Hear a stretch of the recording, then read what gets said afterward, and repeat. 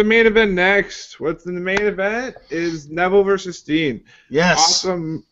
On paper, amazing. Dream match for the first time ever in this company. So, Graves, like I was saying earlier, Corey Graves, Albert, I really like this, that they argue if Steen deserves to be in the main event scene or not. So, how dare he? I just love it. I love how he doesn't have to start from the bottom and work his way up, and that's what they even said on the show. They're like, oh, he should have to start his way on the bottom. And I really like that they addressed it, because it's like it's what I was thinking, and they addressed it. Like, how more simple can it be? Like, they're talking to an educated wrestling fan, in my opinion, right? And it's the fact that he's just, no, I'm here now. It feels like it used to be back in the day when such and such showed up on Raw or such and such showed up in WCW.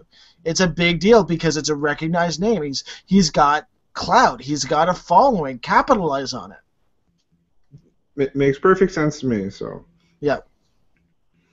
So yeah, the match gets underway. And what did you think of Steen's pace? Did you notice a difference in his pace? They're deprogramming. I noticed that right away. It's not that bam, bam, bam. He's taking JR's advice. You got to slow it down, son. You got to slow down. I liked it because he was the heel, and I liked that the heel worked that slow pace where he was like kind of rolling out of the ring and kind of controlling it, but it felt off. It felt. I could tell, like, I couldn't put my finger on it. It was different. Definitely different, but I did enjoy it because last week we saw the pace that we're used to with him versus CJ Parker. Mm-hmm. We saw that pace. So we've shown both already in 2 shows. Yeah. That's a lot of diversity. That's pretty cool. Yeah.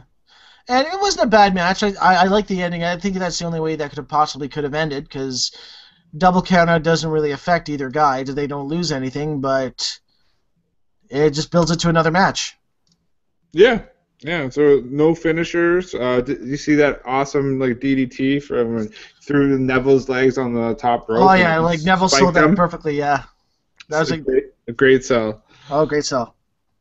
Yeah, then Steen did his powerbomb to Neville on the ring apron again. Mm-hmm. And but first thing I thought was, no frantic Regal? Yes, Regal should have been there and just looking all stern and cross at him.